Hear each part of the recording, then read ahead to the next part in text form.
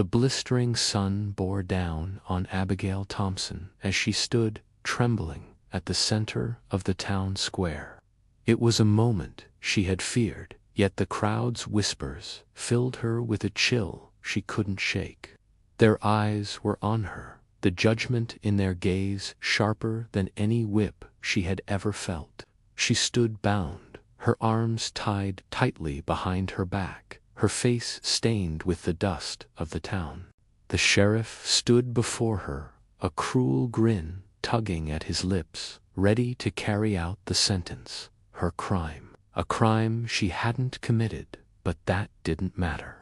The people were eager for her to suffer, eager to see her broken. The whispers grew louder, as if the entire town was holding its breath, waiting for the punishment to begin. The whip cracked through the air, splitting the silence like a thunderclap.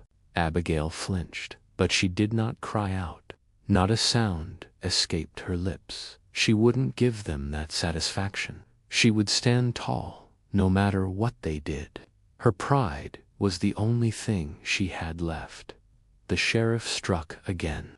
The whip lashed across her back, a searing pain that threatened to bring her to her knees. But she remained standing, her legs shaking, but her resolve unbroken. She could feel the stares of the crowd, some sympathetic, others hungry for the show. Another crack, a deeper, more agonizing pain. Blood trickled down her back, staining her tattered dress. But still, Abigail refused to bend. She would not be their entertainment. And just as the sheriff raised the whip for a final strike, the impossible happened. A shadow moved across the square, and the crowd fell silent. A tall, mysterious figure stepped out from the crowd. His cowboy hat shielded most of his face, but there was no mistaking the intensity in his eyes. His gaze was unwavering, his presence enough to make the sheriff hesitate. The crowd, still in stunned silence, watched as the cowboy walked toward the sheriff without a word. No one moved. No one dared to breathe. The sheriff, his face flushed with rage, swung the whip toward the cowboy, but the cowboy's hand was faster. He grabbed the sheriff's wrist, and with one quick motion, disarmed him. The whip fell to the ground with a loud thud. "Leave her alone," the cowboy's voice was low, but steady, carrying a weight that made the air feel heavier. "She's not your prisoner anymore." The sheriff, stunned by the cowboy's sudden intervention, stepped back. His face twisted with anger and confusion, but the cowboy didn't budge. He stood firm, his presence commanding, as if the earth itself had decided that the sheriff would no longer have control over this moment. The crowd, once eager for Abigail's punishment, now watched in disbelief. Abigail's heart raced as the cowboy's gaze met hers. A flicker of something hope, perhaps, shined in his eyes. For the first time in years, Abigail felt like she might be seen. Her body, battered and broken, was no longer invisible. She was alive, and someone cared. With a slow but deliberate motion, the cowboy untied the ropes that bound Abigail's hands.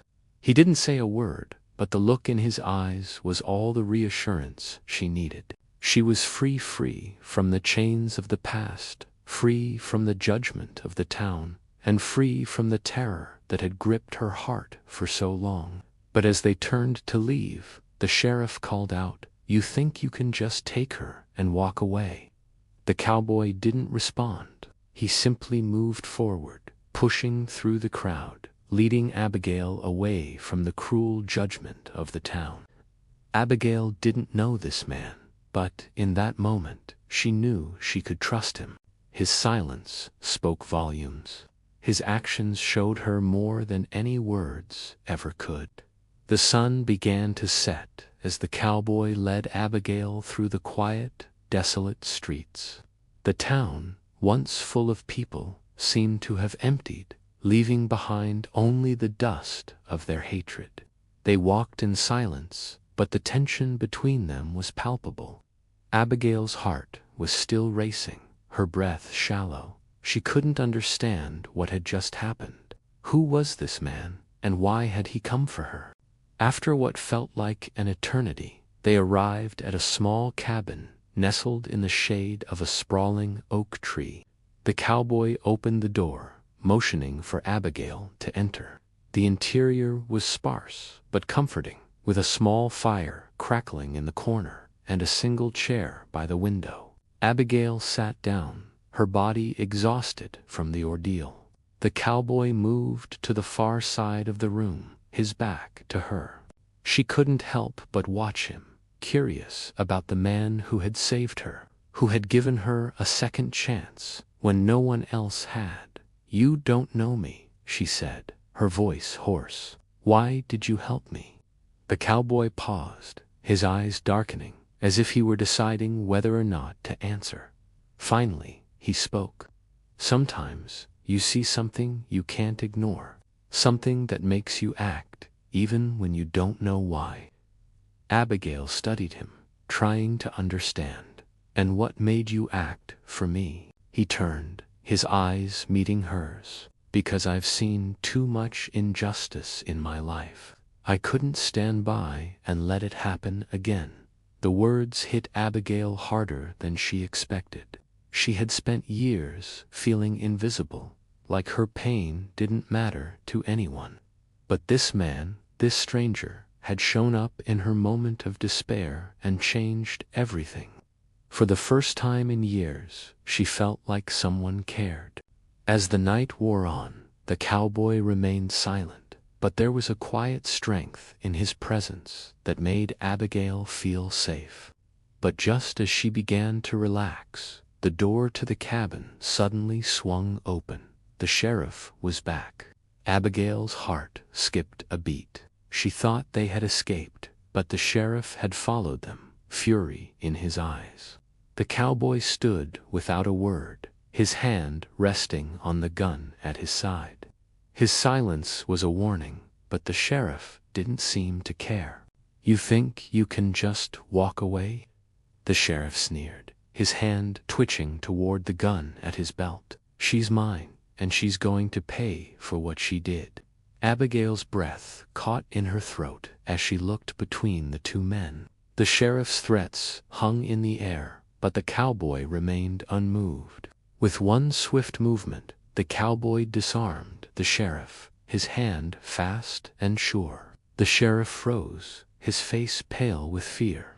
"You don't have the power here anymore," the cowboy said, his voice as cold as steel. The sheriff, beaten and humiliated, turned and fled, disappearing into the night. The cowboy returned the gun to its holster, his face calm but resolute. Abigail stood frozen, still processing the events that had just unfolded. The man who had saved her wasn't just any man.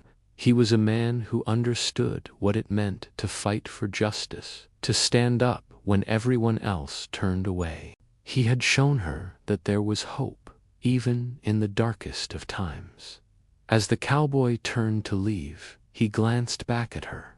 "You're free now," he said, his voice softer than before.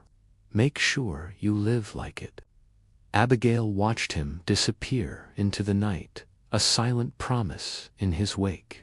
She was free from the cruelty of the town, free from the weight of her past. And in that silence, she realized something that would change her life forever. Sometimes it only takes one person to make a difference. And sometimes that person is a silent cowboy who believes in what's right, even when the world doesn't.